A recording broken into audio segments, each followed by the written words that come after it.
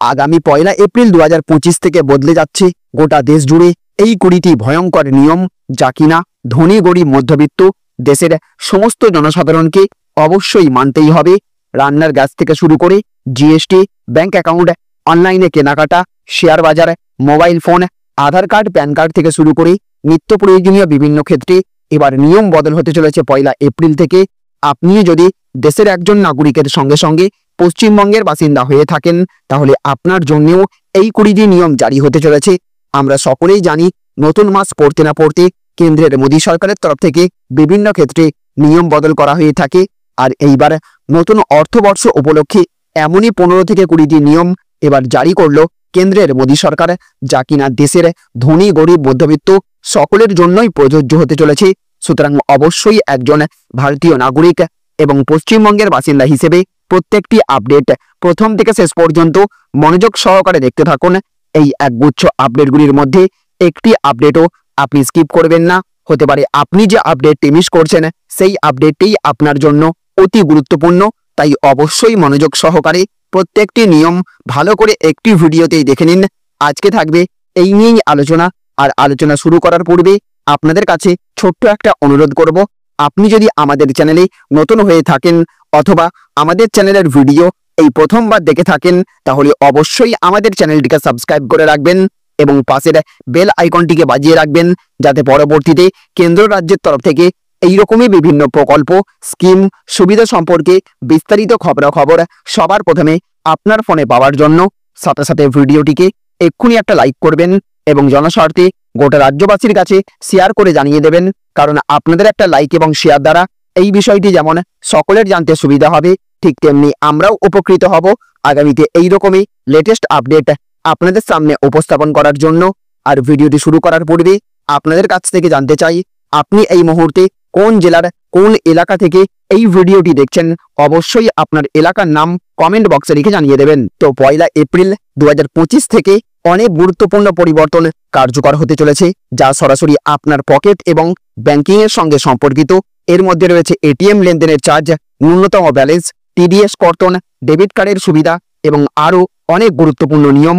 এই নিয়মগুলির মধ্যে কিছু 2025 সালের বাজেটেও ঘোষণা করা হয়েছিল। আসুন এই পরিবর্তনগুলি সম্পর্কে বিস্তারিত আমরা জেনে নিই। 1 এপ্রিল থেকে প্রথম যে নিয়ম জারি হতে চলেছে সেটি হলো এলপিজি, সিএনজি, পিএনজি এবং এটিএফ এর দাম নিয়ে। প্রতি মাসের প্রথম দিনে তেল কোম্পানিগুলো এলপিজি, সিএনজি, পিএনজি এবং এটিএফ এর দাম পর্যালোচনা করে। 1 এপ্রিল থেকে তাদের দাম বাড়তে পারে। সরকার এবং তেল কোম্পানিগুলির সিদ্ধান্ত অনুসারে এই দাম পরিবর্তিত হবে। দ্বিতীয় যে আপডেট সেটি হচ্ছে পজিটিভ পে সিস্টেম বাস্তবায়ন করা হবে। বলা হয়েছে ব্যাংকিং জালিয়াতি রোধে অনেক ব্যাংক পজিটিভ পে সিস্টেম বাস্তবায়ন করছে। 5,000 টাকার বেশি চেক পেমেন্টের জন্য গ্রাহককে চেক নম্বর, তারিখ, প্রাপকের নাম এবং অ্যামাউন্ট ভেরিফাই করতে হবে। এর ফলে জালিয়াতির ঘটনা কমে আসবে বলে আশা করা হচ্ছে। তারপরের যে আপডেট সেটি হচ্ছে রুপে ডেবিট কার্ডের বড় পরিবর্তন আসবে, যেখানে বলা হয়েছে national payments corporation of India তাদের রুপে ডেবিট সিলেক্ট কার্ডে নতুন ফিচার যুক্ত করতে চলেছে। এর মধ্যে থাকবে বিমানবন্দর লাউঞ্জ অ্যাক্সেস, বিমা কভার, ভ্রমণ, ফিটনেস এবং সুস্থতার মতো সুবিধা। এই পরিবর্তনগুলি আগামী 1 এপ্রিল 2025 থেকে কার্যকর হবে। পরবর্তী যে নিয়মটি উঠে এসেছে সেটি হচ্ছে ন্যূনতম ব্যালেন্সের নিয়মে পরিবর্তন। State bank, Punjab national bank সহ অনেক ব্যাংক তাদের সঞ্চয় অ্যাকাউন্টে ন্যূনতম ব্যালেন্সের নিয়ম সংশোধন করছে। এখন অ্যাকাউন্টধারীরা ন্যূনতম ব্যালেন্স বজায় রাখার জন্য এলাকা ভিত্তিতে একটি নতুন সীমা নির্ধারণ করা হবে। ন্যূনতম ব্যালেন্স বজায় না রাখার জন্য জরিমানা আরোপ করা হতে পারে ব্যাংক অ্যাকাউন্টধারীকে। তারপরের আপডেট বা যে নিয়ম উঠে আসছে 1 এপ্রিল থেকে, তার মধ্যে রয়েছে এটিএম থেকে টাকা তোলার নিয়ম, যেখানে 1 এপ্রিল থেকে অনেক ব্যাংক তাদের এটিএম থেকে টাকা তোলার নীতির পরিবর্তন করতে চলেছে। অন্যান্য ব্যাংকের এটিএম থেকে টাকা তোলার সীমা কমানো হয়েছে। নতুন নিয়ম অনুসারে গ্রাহকরা অন্য ব্যাংকের এটিএম থেকে মাসে মাত্র 3 বার বিনামূল্যে টাকা তুলতে পারবেন, যেখানে প্রথম মে থেকে আর্থিক লেনদেনের জন্য অতিরিক্ত 2 টাকা চার্জ করা হবে। এমনকি নগদ উত্তোলনের ক্ষেত্রেও ফ্রি লিমিটের পরে 17 টাকার পরিবর্তে 19 টাকা চার্জ করা হবে। এর পরের যে নিয়ম বেরিয়ে আসবে তার মধ্যে রয়েছে প্রবীণ নাগরিকদের জন্য স্বস্তি। বলা হয়েছে প্রবীণ নাগরিকদের জন্য টিডিএস কর্তনের সীমা 1 লক্ষ টাকা পর্যন্ত বাড়ানো হয়েছে। অর্থাৎ টিডিএস কাটার সীমা আগে ছিল 50,000 টাকা, তা বাড়িয়ে করা হয়েছে 1 লক্ষ টাকা। এর পরের যে নিয়ম বেরিয়ে আসবে তা হচ্ছে বাড়ির মালিকদের জন্য স্বস্তি, বাড়িওয়ালাদের জন্য ভাড়ার ওপর টিডিএস কর্তনের সীমা বাড়িয়ে 6 লক্ষ টাকা প্রতি বছরে করা হয়েছে। আগে এই সীমা ছিল 2.5 লক্ষ টাকা প্রতি বছরে। এর পরের আপডেট, 1 এপ্রিল থেকে যে নিয়ম জারি হতে চলেছে সেটি হচ্ছে বিদেশি লেনদেনের ক্ষেত্রে টিসিএস এর সীমা বৃদ্ধি করা হবে। আগে 7 লক্ষ টাকার বেশি বিদেশি লেনদেনের ওপর টিসিএস কেটে নেওয়া হতো, এখন এই সীমা বাড়িয়ে 10 লক্ষ টাকা করা হয়েছে। তারপরের আপডেট, শিক্ষা ঋণের ওপর থেকে টিসিএস প্রত্যাহার করা হয়েছে। নির্দিষ্ট আর্থিক প্রতিষ্ঠান থেকে নেওয়া শিক্ষা ঋণের ওপর আর টিসিএস কাটা হবে না। আগে 7 লক্ষ টাকার ওপরে শিক্ষা লেনদেনের ক্ষেত্রে 5% টিসিএস প্রযোজ্য ছিল। এরপরের যে নিয়ম বেরিয়ে আসবে সেটি হচ্ছে ডিভিডেন্ড এবং মিউচুয়াল ফান্ড আয়ের ওপর টিডিএস এ ছাড়। প্রতি আর্থিক বছরে ডিভিডেন্ড আয়ের ওপর টিডিএস এর সীমা 5,000 থেকে বাড়িয়ে 10,000 টাকা করা হয়েছে। মিউচুয়াল ফান্ড ইউনিট থেকে আয়ের ক্ষেত্রেও একই নিয়ম প্রযোজ্য হবে। এর পরের আপডেটটি অত্যন্ত গুরুত্বপূর্ণ, যেখানে ডিজিটাল ব্যাংকিং এ কৃত্রিম বুদ্ধিমত্তার ব্যবহার করা হবে। ডিজিটাল ব্যাংকিং এও অনেক পরিবর্তন আসছে। এআই ব্যাংকিং সহকারীরা গ্রাহকদের অর্থ পরিচালনা করতে সাহায্য করবে। ডিজিটাল পরামর্শ উন্নত করা হচ্ছে এবং মোবাইল পরিষেবা উন্নত হচ্ছে। গ্রাহকদের সাহায্য করার জন্য ব্যাংকগুলি অনলাইন সুবিধা এবং এআই চালিত চ্যাটবট চালু করছে। নিরাপত্তা আরও জোরদার করার জন্য 2 ফ্যাক্টর প্রমাণীকরণ এবং বায়োমেট্রিক যাচাইয়ের মতো ব্যবস্থাও নেওয়া হচ্ছে। এটি ডিজিটাল লেনদেন নিরাপদ রাখতে সাহায্য করবে।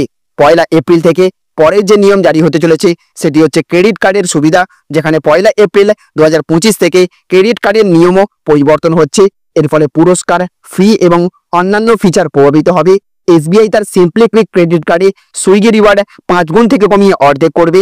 এয়ার ইন্ডিয়ার সিগনেচার পয়েন্ট 30 থেকে কমিয়ে 10 করা হবে। IDFC first bank club বিস্তারা milestone সুবিধা বন্ধ করে দেবে। অতএব আপনি যদি ক্রেডিট কার্ড ব্যবহার করেন তাহলে এই পরিবর্তনগুলি সম্পর্কে আপনার জানা গুরুত্বপূর্ণ। তারপরের আপডেট, এই ধরনের ইউপিআই অ্যাকাউন্ট বন্ধ করে দেওয়া হবে। ইউপিআই লেনদেনের নিয়মেও পরিবর্তন করা হয়েছে।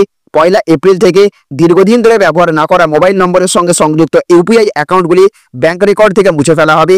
যদি আপনার ফোন নম্বরটি ইউপিআই অ্যাপের সঙ্গে লিঙ্ক করা থাকে এবং আপনি এটি দীর্ঘদিন ধরে ব্যবহার না করেন তাহলে ব্যাংক তার রেকর্ড থেকে এটি মুছে ফেলবে এবং আপনার অ্যাকাউন্টের জন্য ইউপিআই পরিষেবা বন্ধ করে দেওয়া হবে। অতএব যদি আপনি ইউপিআই ব্যবহার করেন তাহলে আপনার অ্যাকাউন্টটি সক্রিয় রাখতে হবে।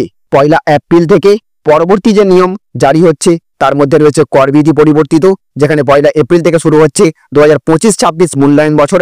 নতুন কর ব্যবস্থা কার্যকর হয়েছে, তবে পুরনো সিস্টেম এখনো বিদ্যমান। আপনাকে এটা এবার নির্বাচন করতে হবে। কর প্রদানের সময় যদি আপনি পুরনো ব্যবস্থার কথা উল্লেখ না করেন তাহলে আপনাকে স্বয়ংক্রিয়ভাবে নতুন ব্যবস্থায় স্থানান্তরিত করা হবে। যদি আপনি 80C এর অধীনে ছাড় পেতে চান তাহলে আপনাকে 80C-তে আপনার বিনিয়োগের পরিকল্পনা আগে থেকেই করতে হবে। এর পরের আপডেট, যদি প্যান কার্ড আধারের সঙ্গে লিঙ্ক না করা হয় তাহলে কোনো ডিভিডেন্ড থাকবে না। যারা তাদের প্যান আধারের সাথে লিঙ্ক করেননি তারা ডিভিডেন্ড পাবেন না। এর শেষ তারিখ অনেক আগেই শেষ হয়ে গেছে। যদি লিঙ্ক না করা হয় তাহলে লভ্যাংশ এবং মূলধন লাভ থেকে টিডিএস কর্তন বৃদ্ধি পাবে। আরও খারাপ বিষয় হলো ফর্ম 26AS এ কোনো ক্রেডিট পাওয়া যাবে না। এর ফলে রিফান্ড পেতে আরও সময় লাগবে। এছাড়াও শেয়ার এবং মিউচুয়াল ফান্ড থেকে প্রাপ্ত অর্থ প্রদানের ওপর টিডিএস হ্রাস করা হবে। সহজ কথায়, যদি আপনার প্যান আধারের সঙ্গে লিঙ্ক না থাকে তাহলে ডিভিডেন্ড পেতে আপনাকে সমস্যার সম্মুখীন হতে হবে। এর পরের যে নিয়ম সেটি হচ্ছে ডিম্যাট অ্যাকাউন্ট খোলার জন্য কঠোর নিয়ম। মিউচুয়াল ফান্ড এবং ডিম্যাট অ্যাকাউন্ট খোলার নিয়মও আরও কঠোর করা হয়েছে। সেবি নন ব্যাংক আর্থিক কোম্পানিগুলোর জন্য নতুন কেওয়াইসি নিয়ম তৈরি করেছে। সমস্ত ব্যবহারকারীকে তাদের কেওয়াইসি এবং মনোনীত ব্যক্তির বিবরণ পুনরায় যাচাই করতে হবে। যারা তা করবে না তাদের অ্যাকাউন্ট জব্দ করা হতে পারে, অ্যাকাউন্টে পুনরায় সক্রিয় করা হতে পারে। কিন্তু যদি মনোনীত ব্যক্তির বিবরণ সঠিক না হয় তাহলে রিডেমশনে সমস্যা হতে পারে। তাই নিশ্চিত করুন যে আপনার মিউচুয়াল ফান্ড এবং ডিম্যাট অ্যাকাউন্টগুলি আপডেট করা আছে। এর মাধ্যমে লেনদেন করতে আপনার কোনো সমস্যা হবে না। এই নিয়মগুলির পরিবর্তনগুলি আপনার উপর সরাসরি প্রভাব ফেলবে। ব্যাংকিং নিয়মকানুন থেকে শুরু করে কর এবং আর্থিক পরিকল্পনা, এই নতুন নিয়মগুলি আপনার আর্থিক পরিকল্পনার উপর প্রভাব ফেলতে পারে। তাহলে ফ্রেন্ডস, বুঝতে পারলেন এই সমস্ত ক্ষেত্রে এবার কেন্দ্রের মোদী সরকারের তরফ থেকে নতুন নিয়ম জারি করা হচ্ছে, অথবা বেশ কিছু ক্ষেত্রে পুরনো নিয়মকে সংশোধন করে আরো কঠোর করা হচ্ছে। একই সাথে আগামীতে আরো বেশ কয়েকটি নিয়ম পরিবর্তন করা হবে বলে খবর পাওয়া যাচ্ছে। এই সমস্ত নিয়ম ছাড়াও আপনার যদি অন্য কোনো ক্ষেত্রের বিষয়ে জানার থেকে থাকে অবশ্যই আপনি কমেন্ট বক্সে লিখে জানাবেন।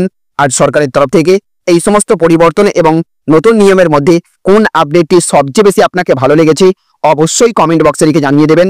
তো ফ্রেন্ডস, এই ছিল আজকের কয়েকটি গুরুত্বপূর্ণ আপডেট। এই ভিডিওটি আপনাদের যদি ভালো লেগে থাকে তাহলে অবশ্যই ভিডিওটিতে একটা লাইক করবেন এবং অবশ্যই ভিডিওটিকে রাজ্যের সমস্ত মানুষের কাছে শেয়ার করে সকলকে জানার সুযোগ করে দেবেন। যাতে করে সকলেই এই সমস্ত নিয়মগুলি সম্পর্কে অবগত থাকতে পারেন এবং আগামীতে বিপদের হাত থেকে রক্ষা পেতে পারেন। ভালো থাকবেন, সুস্থ থাকবেন। Thank you friends, thank you for watching.